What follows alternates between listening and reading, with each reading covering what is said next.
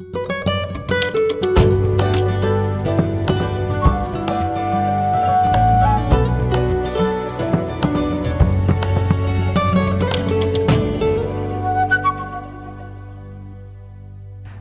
à tous.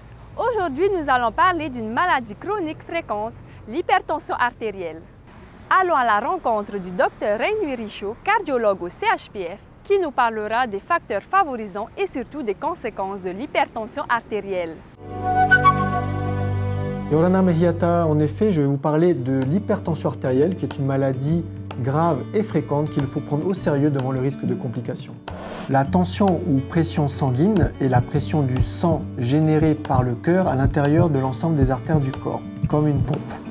Nous déterminons ainsi une pression maximale lorsque le cœur se contracte et une pression minimale lorsque le cœur se relâche.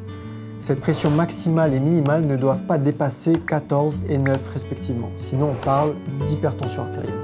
L'hypertension est une maladie en elle-même favorisée par l'âge et des facteurs de risque bien identifiés comme une consommation excessive en sel ou en alcool, le tabagisme, l'obésité et le manque d'activité physique.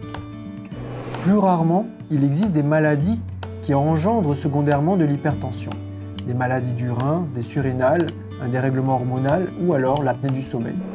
Très souvent, les personnes atteintes d'hypertension ne ressentent aucun symptôme. Beaucoup plus rarement, elles peuvent ressentir une fatigue chronique ou des maux de tête, notamment si la tension est très élevée. Et c'est donc bien l'absence de symptômes qui fait la gravité de la maladie et d'où le nom de tueur silencieux de cette maladie. Les complications de l'hypertension sont notamment une défaillance du cœur, une défaillance du rein, une attaque cérébrale, un AVC avec une paralysie ou des troubles ophtalmologiques comme une perte de la vue. Le coût pour la société est énorme. On estime à 23 milliards de francs pacifiques le coût de l'hypertension annuel en Polynésie. On estime qu'une personne sur 4 est touchée par l'hypertension en Polynésie française, dont 3/4 qui ne sont pas traités et seulement 10% qui le sont avec efficacité. Par ailleurs, on constate deux caractéristiques graves en Polynésie que sont la part prépondérante d'obésité qui explique l'hypertension.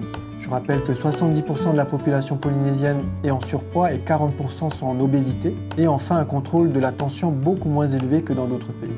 Le message doit être clair, c'est une maladie grave. Il faut se faire dépister, il faut bouger, perdre du poids, faire du sport et surtout bien s'alimenter.